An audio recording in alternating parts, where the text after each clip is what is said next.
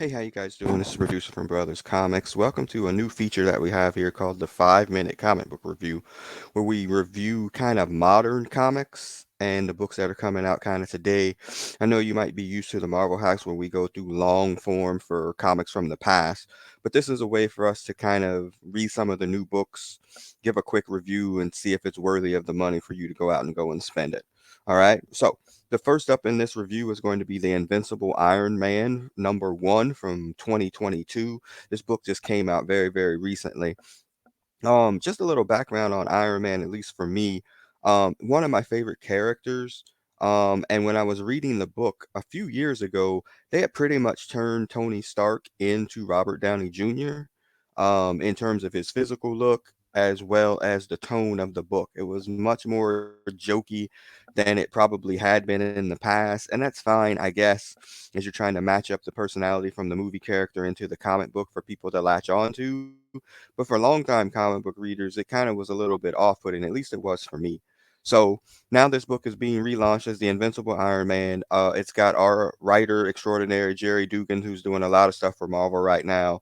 The artist is, I'm going to go to my notes here, Juan Figueroa, something like that. I apologize for getting that wrong.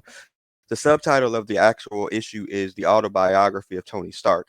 And so when you get a relaunch of a book, um, of an established character, a lot of times they do spend a lot of time kind of reintroducing the character so people can latch on.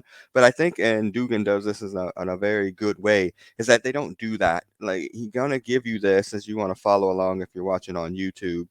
You're gonna see that they're gonna give this little bit of an introduction to Tony Stark, but it's not going to spend a whole lot of time on it. And I guess the idea behind this is that if you're actually reading this book, you are familiar with who Tony Stark is, how he gained his powers, and you don't need to spend a whole lot of time with that.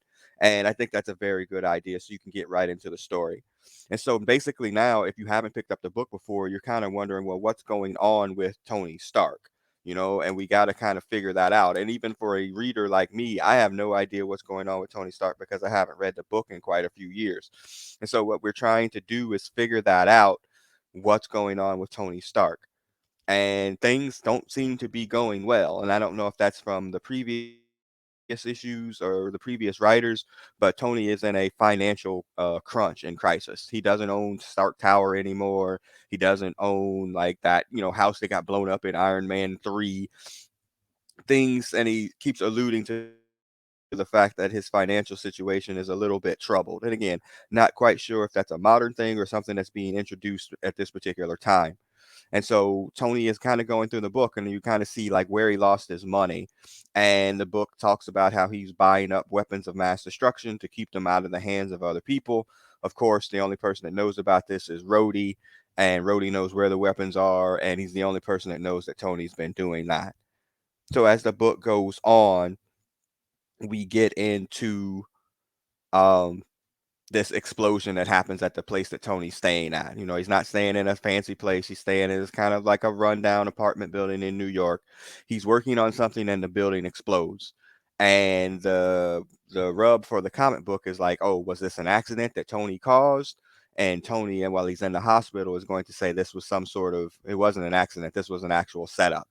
And we do get the special guest appearances by Rhodey, Captain America, and Riri Williams, aka Ironheart. Again, that Disney MCU synergy coming on very, very strong, as Riri is going to have her own show here coming up very soon. And Tony's like, look, that wasn't an accident. Riri and Rhodey are like, look, man, we looked around. We didn't find anything that would to say that it wasn't an accident. Maybe it was something that you were doing with those arc reactors while you were working. That pisses Tony off. He's going to leave and he's going to do, his own investigation on how that's going to happen. But before that, one of the ladies that in the building that died, he pays for her funeral.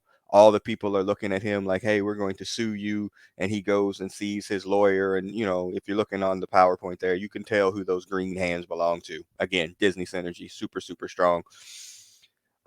He's going to pay all of those people off. He doesn't care how much money it's going to cost, just pay them. And then he goes into his other hiding place to work on his armors to kind of figure what's going on. And of course, we're going to get attacked by an Iron Man like figure. One of the issues with Tony Stark and the Iron Man comic book is that he constantly is fighting people that are also having some version of the armor. And this book doesn't deviate from that one bit. But this person is potentially tied to the accident. He doesn't really know. And that is really the mystery of about this.